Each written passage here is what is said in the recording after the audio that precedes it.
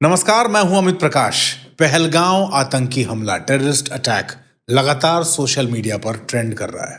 हमारे पास बहुत सारी इंफॉर्मेशन आई है, बहुत सारे टॉप सोर्सेज से हमारी बातचीत हुई है और उस आधार पे हम ये एपिसोड रिकॉर्ड कर रहे हैं। और हमारे साथ हमारे सहयोगी नीतिपथ के आउटपुट हेड संजीव शर्मा भी होंगे। और इस पूरे संवाद में, इस बातचीत में हम डिकोड करने की कोशिश करेंगे कि प्लान बना कैसे, कहाँ बना, किस तरीके से बनाया गया। इस दौरान जो स्टेटमेंट्स आई, उन स्टेटमेंट्स का इस पूरे प्लान से, इस पूरे हमले से क्या वास्ता है, क्या संबंध है और इस वक्त क्या चल रहा है, हम वो सब कुछ बताएंगे जो अब तक आपके पास वो इंफॉर्मेशन शायद नहीं पहुंची होगी। बहुत सारी ऐसी इंफॉर्मेशन हम लेके आए। संजीव, कहाँ से शुरू करें? नमस्कार सर। देश बहुत सदमे में है। मैं शुरू से ही ये जानना चाहता हूं सर कि इस हमले की शुरुआत पहले से हो चुकी थी, ये प्लानिंग पहले से बन चुकी थी, या फिर जो 5 दिन पहले पाकिस्तान से एक ट्वीट उठा था या एक स्टेटमेंट आई थी जो वहाँ के पाकिस्तान के जो चीफ थे, आर्मी चीफ की तरफ से, ये शुरुआत वहाँ से हो चुकी थी सर? नहीं, ये आप जो बात कह रहे हैं ना संजीव, मैं इसी से शुरू करता हूँ जी। बेसिकली ये दोनों चीजों को जोड़ के देखा जा रहा है। 16 अप्रैल 2025 को पाकिस्तान के आर्मी चीफ असीम मुनीर, इन्होंने स्टेटमेंट दी है। इस्लामाबाद में प्रवासी पाकिस्तानियों का एक सम्मेलन था। उस सम्मेलन में इन्होंने क्या कहा है, गौर से सुनिएगा। और मैं चाहता हूं हमारे दर्शक इसको सुने कि पाकिस्तान का आर्मी चीफ क्या कह रहा है। और उसके कहने के 6 दिन बाद यानी 22 अप्रैल को यह हमला होता है। पहले उस स्टेटमेंट को सुनिए। उस बयान में आर्मी चीफ जो पाकिस्तान का है, उसने कहा कि हमारा रुख बिल्कुल स्पष्ट है। कश्मीर हमारा शिरा यानी जुगलर वेन है और हम इसे नहीं भूलेंगे। हम अपने कश्मीरी भाइयों की वीरतापूर्ण संघर्ष में उनका साथ नहीं छोड़ेंगे। और साथ साथ असीम मुनीर का यह स्टेटमेंट बहुत इंपॉर्टेंट है जो मैं आगे बताने जा रहा हूं। असीम मुनीर ने उस सम्मेलन में कहा कि 2 राष्ट्रों का, ये 2 देश जो अलग बने, भारत और पाकिस्तान, ये जिस आधार पे बटे हैं वो आधार बिल्कुल सही है। यानी वो किस आधार की बात कर रहे हैं? वो हिंदू और मुसलमान। साफ तौर पे बिल्कुल सही कहा आपने। धर्म के आधार पे 2 राष्ट्र बटे, एक भारत बना और एक पाकिस्तान, और ये उसको जस्टिफाई कर रहे हैं कि ये ऐसे ही होना था, इस बंटवारे को ऐसे ही होना था। यानी कि धर्म के आधार पे वो जो 2 देश बंटे हैं, 2 देश बने हैं, इसको उन्होंने इंडोर्स किया है। और उसके बाद उन्होंने कहा कि हमें पाकिस्तान को अपनी श्रेष्ठ विचारधारा और संस्कृति पर गर्व होना चाहिए। ये सारी स्टेटमेंट में से एक अगर बीच का हिस्सा आप निकाल लें जिसपे सबसे ज्यादा चर्चा हो रही है संजीव, और वो हिस्सा ये है कि ये बिल्कुल सही हुआ है कि हम 2 देशों में बटे हैं और जिस आधार पे बटे हैं वो बिल्कुल सही है। इस बयान ने इंस्टिगेट किया है इस पूरे प्लान को, जहां तक मुझे लगता है। उस बयान के 6 दिन बाद ये हमला होता है, तो कैसे कनेक्ट ना किया जाए? सब लोग कनेक्ट करके देख रहे हैं आखिरकार इस बयान का क्या। हम ये सवाल क्यों ना उठाएं कि पाकिस्तान के आर्मी चीफ का ये बयान बहुत प्लान्ड तरीके से दिया गया। बच्चों को जो है आपने जरूर सुनानी है ताकि वो पाकिस्तान की कहानी ना भूलें। Well, our forefathers they thought that we are different from the Hindus in every possible aspect of life. Our religion is different. Our customs are different. Our traditions are different. Our thoughts are different. Our ambitions are different. That was the foundation of the 2-nation theory that was laid there. That we are 2 nations. We are not 1 nation. So because of that, our forefathers, they struggled, mounted that incessant struggle to create this country.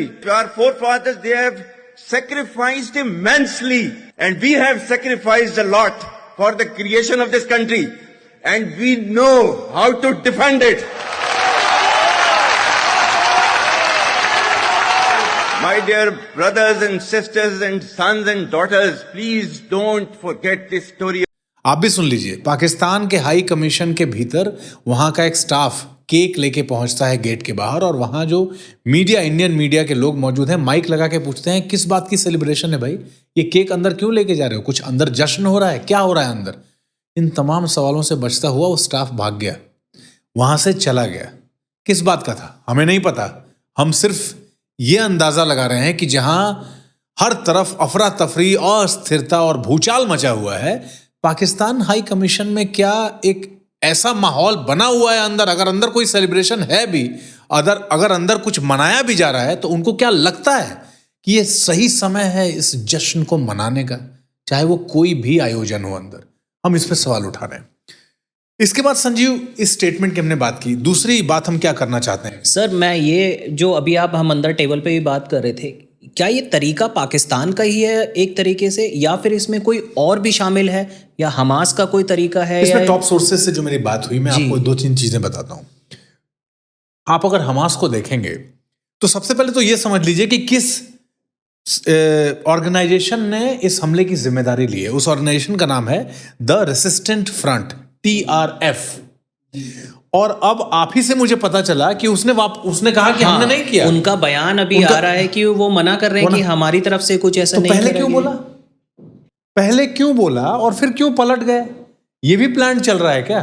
तो अब आपको ये समझने की जरूरत है कि जो TRF है, द रेसिस्टेंट फ्रंट, और हमास, इसके बीच के कनेक्शन को भी डिकोड करने की कोशिश हो रही है। हमास का स्टाइल जो है, हमास का जो मोडस ऑपरेंडी है, हमास का हमला करने का जो तरीका है, वो बहुत हद तक TRF जिस तरीके से प्लान करके हमला करता है, अटैक करता है, मिलता जुलता है।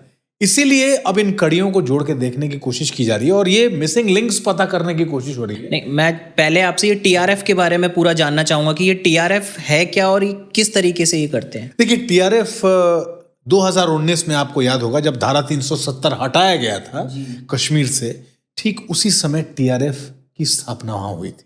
और अलगाववादियों ने, आतंकवादियों के नेताओं ने मिलकर TRF की स्थापना की थी 2019 में, धारा 370 के हटने के ठीक बाद, क्योंकि गुस्सा बहुत ज्यादा था धारा 370 के हटने के बाद, और वो बदले की भावना से TRF को बनाया गया था, उसका गठन किया गया था। इसको कहा जाता है कि ये लश्कर-ए तैयबा जो आतंकी संगठन है उसका एक मोहरा है ये TRF, उसको उसी के तौर पे प्रोजेक्ट किया गया। और अब आपको बताता हूं कि 2019 में इसकी स्थापना के बाद जब इसको तैयार करके खड़ा किया गया और उसके तैयार होते ही कश्मीर में टेररिस्ट एक्टिविटीज को अंजाम देना शुरू कर दिया TRF ने। 22 अप्रैल की जो घटना हुई है पहलगाम में, उसकी जिम्मेदारी ही TRF ने ही ली। और अब आप कह रहे थे कि कहीं स्टेटमेंट चल रही है कि उन्होंने अब कहा कि नहीं, हमने नहीं लिया, हमने हमारी जिम्मेदारी नहीं है। तो फिर पहले क्यों माना? मैं आपको TRF से जुड़ी बहुत सारी चीजें बताना चाहता हूं संजीव, और उसमें ये बताना चाहता हूं कि 2019 में जब TRF बना था, ये आतंकी संगठन जब बना था, और भारत सरकार ने इसको अक्टूबर 2019 में इसने गतिविधियां शुरू कर दी थी जम्मू कश्मीर में। बनते ही ये बना और अक्टूबर 19 से इसने अपनी एक्टिविटीज, वहां हमले, टेररिस्ट अटैक्स, ये सब शुरू कर दिए थे, मारना पीटना ये सब शुरू कर दिया था उन्होंने। अब आगे की बात यहां ये है, आगे की जो कहानी है वो ये है कि TRF के बनने के बाद अप्रैल 2020 से लेके, अब आप गिनते जाइएगा, अप्रैल 2020 केरन मुठभेड़, मई 2020 हंदवाड़ा मुठभेड़, अक्टूबर 2020 सोपोर में बीजेपी नेताओं पर हमला किया था, अगस्त 2022 शोपियां में IED ब्लास्ट हुआ था बहुत बड़ा, और उस हमले की जिम्मेदारी भी इसी ने ली थी। अच्छा, TRF ने। ये आंकड़े हमारे पास पूरे तरीके से हैं। और वो जो शोपियां में उस वक्त जो ये हमला किया था इन्होंने IED से, उसमें हमारे कई जवान और सुरक्षाकर्मी घायल हुए थे। अगस्त 2022 की बात मैं बता रहा हूं, यानी कि लगातार इनके हमले बढ़ते रहे हैं, लगातार इन्होंने हमेशा से अनरेस्ट करने की कोशिश की है वहां पे, हमेशा से। अब मैं थोड़ा आपको आगे बढ़ के कुछ और चीजें बताना चाहता हूं, ये थोड़ा कट जाएगा, हाँ। अब मैं आगे की कुछ और चीजें बताना चाहता हूं। इसके बाद आ जाइए जून 2024, रियासी में बस पर हमला हुआ, तीर्थयात्रियों पर बस पर हमला किया गया था, जिसमें 9 लोग मारे गए थे और 41 लोग घायल हुए थे। और उसके बाद अब ये 8 अप्रैल 2025 का पहलगाम हमला। इसमें अगर आप एक कॉमन फैक्टर उनके अटैक्स में आप निकालेंगे ना संजीव, TRF में, तो एक कॉमन चीज आपको ये पता चलेगी कि इन्होंने मोस्टली टेररिस्ट को, आउटसाइडर्स को, वो लोग जो कश्मीर घूमने आए थे, नंबर 1, वो लोग जो कश्मीर में काम करने आते हैं, जिसमें मजदूर हैं बिहार उत्तर प्रदेश के, वो सैनिक, वो हमारे सुरक्षा बल के जवान जो वहां के नहीं हैं, जो वहां ड्यूटी करने आए हैं, ऐसे लोगों को इसने टारगेट करने के प्लान के हिसाब से इसने सारे हमले किए हैं। तो TRF धीरे धीरे आक्रामक हुआ है, और उसके बाद अब जो ये स्थिति है ये हमले का स्टाइल, और जैसे मैंने आपको कहा कि आपने हाँ, मुझसे कहा मैं कि पहले वही हम जानना टीआरएफ चाह को रहा था। समझना जी। चाह रहा था कि टीआरएफ और हमास में कॉमन क्या है। टीआरएस और हमास में कॉमन है उनके अटैक करने का तरीका। टीआरएस और हमास में कॉमन है उनका मोडस ऑपरेंडी। टीआरएस और हमास में कॉमन है उनकी मानसिकता कि किन लोगों को अटैक करना है, कैसे करना है, छुप के करना है, और टारगेट में मैक्सिमम कैजुअलिटीज हो और कम से कम लोग जाएं और मैक्सिमम कैजुअलिटीज करके आए। ये उनकी मोडस ऑपरेंडी एक कॉमन है दोनों। तो मतलब कहीं ना कहीं ये आपस में मिलते जुलते ही सारी चीजें हो रही हैं। बिल्कुल कॉमन चीजें हैं, Common बहुत चीजें सारी हैं। चीजें कॉमन चीजें। अब आपको मैं अगर टीआरएफ की कार्यप्रणाली और उनकी रणनीति को आपको मैं बताता हूं वो काम कैसे करते हैं। इनका जो टारगेट है, किन लोगों की हत्या करनी है, जो हत्या करनी है, जो अटैक करना है, जिन लोगों को मौत के घाट उतारना है, वो कौन लोग हैं, ये बकायदा डिफाइंड है उनके प्लान में। कश्मीरी पंडित्स, प्रवासी श्रमिक, श्रमिक मतलब कि कश्मीर वो लोग जो काम की तलाश में जाते हैं, चाहे वो लकड़ी बनाने वाले हों, घर बनाने वाले हों। बिहार उत्तर प्रदेश के खासतौर पे मजदूर हैं। आपने सुना भी होगा अभी कुछ दिनों पहले प्रवासी मजदूरों को चुन चुन के हमला किया गया था और मारा गया था। तीसरा, सरकारी कर्मचारी। ये बड़ा इंटरेस्टिंग है संजीव, इसको समझना कि वहां के सरकारी कर्मचारी, आप ये मान के चलिए कि जम्मू कश्मीर में काम करने वाले सरकारी कर्मचारी तो जम्मू कश्मीर के ही होंगे ना, बट अब आप सोचिए ये उनके भी नहीं हैं अब अपने सगे। अब ये अपने लोगों को भी चुन चुन के मार रहे हैं। क्यों? क्योंकि तुम सरकार के सिस्टम में बैठ के सरकार चला रहे हो। सरकार की जो पूरी मैकेनिक्स है, सरकार का जो पूरा मैकेनिज्म है, विभाग है, डिपार्टमेंट है, अलग अलग डिपार्टमेंट्स हैं वहां काम करने वाले, उसमें वहां के लोग जो काम कर रहे हैं तो इनको ये लगता है कि ये तो बेहतरी के लिए कर रहे हैं, ये तो सरकार के काम को आगे बढ़ा रहे हैं, ये वहां पे टूरिज्म को बढ़ा रहे हैं, ये वहां विकास को ला रहे हैं। और विकास को लाने में कौन काम कर रहा है? सरकार। और सरकार में कौन काम कर रहे हैं? वहां के लोकल लोग। अब ये उनको भी टारगेट कर रहे हैं, ये उनको भी मार रहे हैं कि तुम सरकारी सिस्टम में बैठ के और सिस्टम को बड़ा कर रहे हो, उसको बेहतर कर रहे हो लोगों के लिए, तो तुम्हें भी अब खत्म होना होगा। और दूसरा, इसके अलावा अल्पसंख्यकों को भी ये निशाना बना रहे हैं।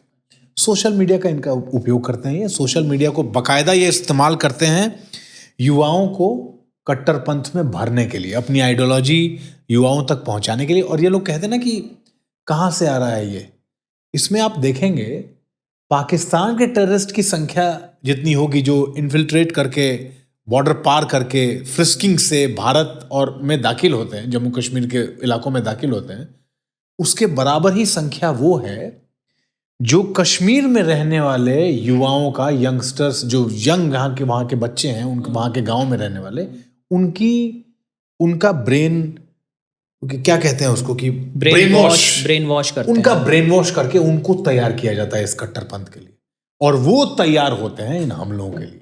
सोचिए कि सोशल मीडिया का उपयोग ये कर रहे हैं भर्ती करने के लिए भी। टीआरएफ में भर्तियां सोशल मीडिया के जरिए करते हैं ये लोग।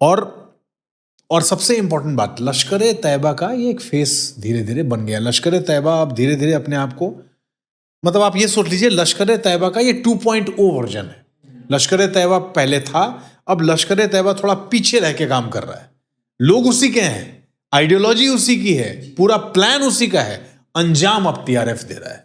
ये पूरी योजना है। तो सर ये जो ऑर्गेनाइजेशन काम कर रही है वो सिर्फ धर्म और जाति के नाम पे तो नहीं कर रहे हैं लोग, या तो ये बिल्कुल हमें चाहते हैं कि जो भी लोग आ रहे हैं वो कश्मीर से बिल्कुल हट जाएं, तो ये हमारे टूरिज्म को ख़त्म करना चाहते हैं, ये इस देश को हानि पहुंचाना चाहते हैं, ये क्या करना चाह रहे हैं? बहुत अच्छा प्रश्न उठाया आपने। और बात हर बार जो बात घूम के आती है कि आखिरकार इन अटैक्स के पीछे का बड़ा कारण क्या होता है। पर्यटन, टूरिज्म, बहुत अच्छा पॉइंट आपने उठाया और उसका एक पूरा डेटा मैं लेके आया हूँ। और मैं फिर से अपने नीतिपथ के दर्शकों को एक बात कहना चाहता हूँ कि हम पहले फैक्ट्स की बात करेंगे, उसके बाद नीतिपथ के थॉट्स की बात करेंगे। तो अभी हम फैक्ट्स की बात कर रहे हैं। फैक्ट्स पे मैं आपको बताता हूँ संजीव, आप ध्यान से सुनिएगा कि क्या हुआ है 2015 से लेकर 2024 के बीच में। पर्यटन, टूरिज्म एक बहुत बड़ा सेक्टर, हर आदमी भारत का रहने वाला नहीं, भारत के बाहर से भी लोग कश्मीर घूमने जरूर आना चाहते हैं। धारा 370 हटने के बाद भारत के लोगों के अंदर ये भाव आया और भय खत्म हुआ कि वहाँ सिक्योरिटी फोर्सेस हैं, वहाँ अब हम जा सकते हैं, घूम सकते हैं। और आपने जो बूम आया अचानक से, फिल्मों की शूटिंग शुरू हुई, OTT प्लेटफॉर्म्स पे जो सीरीज बन रहे हैं उसकी शूटिंग शुरू हुई, लोग घूमने आए और हर स्टेट से। एक समय में उस हवाई जहाज के फेयर्स, जो उनके टिकट्स की कीमतें थी, वो अफोर्ड करने की स्थिति में लोग नहीं थे, इतनी महंगी टिकट्स हो गई थी। मैं शुरू करता हूँ 2015 से लेके 2024 के बीच में जो पर्यटन रहा है, जो पर्यटक रहा है वहाँ, जो टूरिज्म रहा है, उसका आंकड़ा क्या है। 2015 में वहाँ 1 करोड़ 34 लाख लोग आए थे। 2016 में 1 करोड़ 26 लाख, थोड़े कम हुए थे। क्योंकि अब ये कम क्यों हुए थे, उस वक्त बुरहान वानी, आपको याद होगा। हाँ बिल्कुल। बुरहान वानी की मौत के बाद वहाँ अनरेस्ट हुआ था, हालात बिगड़े थे। और उस हालात के बिगड़ने के बाद, और बुरहान वानी को हीरो कौन बनाता है? बुरहान वानी जैसे लोग, लड़के हीरो कैसे बनते हैं, इसकी भी एक पूरी कहानी है, इस पे फिल्म बन चुकी है। बिल्कुल बन। तो पहले टूरिज्म थोड़ा चढ़ा। 2016 में बुरहान वानी का पूरा केस हुआ, जिसमें पूरा तमाशा चला, और उसकी मैयत जो निकली, और उसमें जो उसके अंतिम यात्रा में जो लोग जा रहे थे, आपको पूरी कहानी पता है कि उस वक्त दौरान क्या चल रहा था। उस दौरान यानी 2016 में 1 करोड़ 26 लाख लोग। स्थिति में जब थोड़ा सुधार आया, 2017 में 1 करोड़ 25 लाख लोग, 2018 में 1 करोड़ 60 लाख लोग हो गए थे, बढ़ रहा था लगातार। फिर 2019 आया। 2019 में क्या हुआ था? धारा 370 हटाया गया, और धारा 370 के हटाने के बाद वहाँ पर रिस्ट्रिक्शंस बढ़ी, वहाँ पे शांति बहाल रहे। वहाँ चूंकि बहुत ज़्यादा ये था कि कहीं अनरेस्ट ना हो जाए, उस दौरान भी वहाँ 1 करोड़ 8 लाख लोग पहुँचे थे। हालांकि पहले के फिगर से थोड़ा डाउन हुआ था। फिर 2020, आपको याद होगा, कोविड के समय 35 लाख लोग पहुँचे थे। लेकिन आतंकवादी संगठनों और ये जो टेररिस्ट ग्रुप्स हैं, ये सेपरेटिस्ट लीडर्स हैं, आतंकवादी समूहों के जो नेता हैं, जो आका हैं, इनके पेट में दर्द कब से शुरू हुआ, इसको समझना बहुत जरूरी है। ये दर्द ज्यादा बढ़ा है 2021 से। 2020 में कोविड आया, बट 21 से हालात थोड़े सुधरने शुरू हुए। 2021 में 1 करोड़ 89 लाख पर्यटक पहुंचे, जो अब तक का, मतलब 2015 से अब तक का आंकड़ा आपको बता रहा हूं मैं। 2015 से लेके अब तक में 2021 एक ऐसा साल था जिसने पिछले सारे रिकॉर्ड तोड़ दिए। 1 करोड़ 89 लाख, 1.89, 1 करोड़ 89 लाख लोग पहुंचे थे। 2023 में 2 करोड़ 12 लाख लोग, और 2024 में अब तक के इतिहास का कश्मीर का सारा रिकॉर्ड टूट गया। 2024 में, 2024 तक का आंकड़ा हम लोग के पास है ऑफिशियल, उसमें 2 करोड़ 35 लाख लोग, 2 करोड़ 35 लाख पर्यटक कश्मीर पहुंचे हैं घूमने के लिए। ये पेट में दर्द की सबसे बड़ी वजह बना। ये इस पूरी योजना के पीछे की सबसे बड़ी वजह बना। ये पिछले 4 साल जो रहे हैं, 21, 22, 23 और 24, ये जब देखा पाकिस्तान ने, ये जब देखा पाकिस्तान में बैठे आतंक के आकाओं ने, POK में बैठे आतंक के आकाओं ने, तो उनको लगा यार ये तो सब ठीक हो रहा है, ये तो हालात सुधर रहे हैं, यहाँ तो टूरिज्म बढ़ रहा है, हमारी पत्थरबाजी का क्या होगा। तो कहीं ना कहीं ये आंकड़ा इस बार 3 करोड़ पार कर जाता सर। अब देखिए, इस अटैक के बाद अब खबरें आने लगी हैं कि लोगों को लग रहा है कि जाएं या ना जाएं। बट मैं यहाँ नीति पथ में बैठ के और आपके साथ चर्चा करते हुए मैं सबसे ये कहना चाहता हूँ कि घबराइए नहीं। आप नहीं जाएंगे तो हौसला टूटेगा। हमारी सिक्योरिटी फोर्सेस इतनी कमजोर नहीं है। हमारी सिक्योरिटी फोर्सेस को आप ऐसा मत समझिए, आप सुरक्षित रहेंगे। ये अपील है, हम नीति पथ की अपील है, अपील करना चाहते हैं कि इसको हवा मत बनाइए, इसको ऐसे मत फैला दीजिए अपने आसपास, अरे बाप रे बाप कश्मीर जाने पर तो अब ये हो जाएगा। लेकिन लोगों के डर, मन का डर वाजिब है। हम दूसरी तरफ ये भी बात सबसे कहना चाहते हैं। जाते जाते सर कुछ और कुछ बात या कुछ ऐसी चीज़ या कोई संदेश जिससे शांति और अमन बना रहे, या कुछ हमारी सरकार कुछ ऐसा जो करने जा रही है कि जिसका जवाब हम बहुत जल्द देने वाले हों इनको।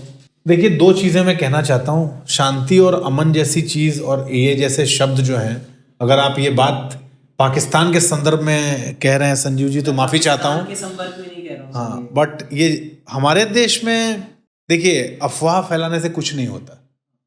अफवाह फैला के, और अफवाह फैलाने के दिन गए। अब अफवाह फैला के कुछ नहीं होता भारत में। अब फैक्ट्स पे बात होती है, इसीलिए हम फैक्ट्स पे बात कर रहे हैं। सबसे आखिर में एक आंकड़ा सबके लिए लेके आया हूं। 2014 से लेके 2024 तक कितने आतंकवादी हमले हुए और कितने लोगों की मौत हुई। आपको पता है 2014 से लेके और 2024 मतलब बीते साल तक तकरीबन 992, जो मेरा आंकड़ा है तकरीबन यही आंकड़ा है, 992 या 993 के लगभग लोग मारे गए हैं, जिसमें सिविलियंस भी हैं, जिसमें सिक्योरिटी फोर्सेस के भी लोग हैं। तो सिविलियंस और फोर्सेस को मिला के पिछले 10 सालों में 1000 के करीब लोग मारे गए हैं आतंकवादी हमलों में। और अब ये हाई टाइम है। मुझे लगता है ये एक ऐसा समय है जिस समय में मुझे लगता है पहली बार ऐसा हुआ है कि उस हमले में डायरेक्टली और इनडायरेक्टली पाकिस्तान कैसे इन्वॉल्व है ये तो पाकिस्तान जानता होगा, लेकिन इन्वॉल्व तो है। इन्वॉल्व तो वहां की आर्मी इन्वॉल्व है, वहां की सरकार इन्वॉल्व है, वहां का जो पीओके है, वहां उनके जो ये पलते हैं सारे आतंकवादी, वो ये पूरी प्लानिंग मिलके ज्वाइंटली की गई है इस प्लानिंग को। और कुछ वीडियोस ये भी आए हैं कि जो एक्सट्रीमिस्ट्स हैं, जो सेपरेटिस्ट लीडर्स हैं, वहां जो आतंकवादियों के आका बैठे हैं पीओके में, वो पिछले 1 महीने के उनके स्टेटमेंट्स अगर आप निकाल के देखेंगे, उन स्टेटमेंट्स में ये बात बड़ी कॉमन आई है कि वो भारत से किस तरह से बदला लेना चाहते हैं धारा 370 को हटाने को लेकर। और ये बदले का ही हिस्सा है कि इस अटैक को प्लान किया गया है। ये बदले के कारण ही है कि इस अटैक को प्लान करके अंजाम दिया गया है, क्योंकि वहां जो भाषण होते हैं ना माइक पे, वहां के आतंकवादियों के आकाओं का जो भाषण होता है, उसमें उन्होंने साफ कहा है कि धारा 370 हटा के इन्होंने अच्छा नहीं किया है, हम सबक सिखाएंगे और इसका बदला लेंगे। उस बदले के तहत ही इस हमले को अंजाम दिया गया है। लेकिन अब उनको नहीं पता कि उनके साथ क्या होने जा रहा है, क्योंकि उन्होंने तो हमला कर दिया। हमारे यहाँ के इतने निहत्थे भारतीयों को एक साथ उन्होंने जान से मार दिया। अब इसका बदला भारत कैसे लेगा, अब ये इसके अब बाद उन्हें पता चलेगा। मुझे नहीं पता संजीव, ये बदला लेगा या बदले के रूप में क्या लेगा, क्योंकि पीएम का स्टेटमेंट और पीएम के स्टेटमेंट के साथ मैं इस प्रोग्राम को खत्म करना चाहता हूं, इस पूरी बातचीत को, कि पीएम ने कहा है कि अभी उनका एक स्टेटमेंट आया है पीएम का। मैं बहुत स्पष्ट शब्दों में कहना चाहता हूं, जिन्होंने ये हमला किया है, उन आतंकियों को और इस हमले की साजिश रचने वालों को उनकी कल्पना से भी बड़ी सजा मिलेगी। सजा मिलकर के रहेगी। अगर भारत का प्रधानमंत्री ये बात कह रहा है तो सोच लीजिए कि आगे आने वाला समय पाकिस्तान के लिए कैसा होने वाला है। बस इतना ही कहना चाहता हूँ और आप लोगों से ये कहना चाहता हूँ। संजीव, बहुत धन्यवाद इस पूरी बातचीत के लिए, उन तमाम सवालों के लिए। और मुझे लग रहा था हमें ये ज़रूर डिस्कस करना चाहिए, या ज़रूर बात करनी चाहिए। और मैं आप लोगों से यही कहना चाहता हूँ कि इस पूरे प्रोग्राम को देखिए, इस पूरे एपिसोड को देखिए, इसको शेयर करिए, इन फैक्ट्स को स्प्रेड कीजिए। तो पहले मैंने कहा था कि मैं फैक्ट लेके आऊँगा, तो फैक्ट तो आपको मैंने सब बता दिए। अब थॉट ये है कि इस तरह के किसी भी हमले का भारत ने जो जवाब दिया है ना, उसको दुनिया ने याद रखा है, पाकिस्तान तो छोड़ दीजिए। तो अब आने वाला समय कैसा रहने वाला है पाकिस्तान के लिए, पाकिस्तान की आर्मी के लिए और आतंक के आकाओं के लिए, ये अभी समय बहुत जल्दी तय कर देगा। नमस्कार।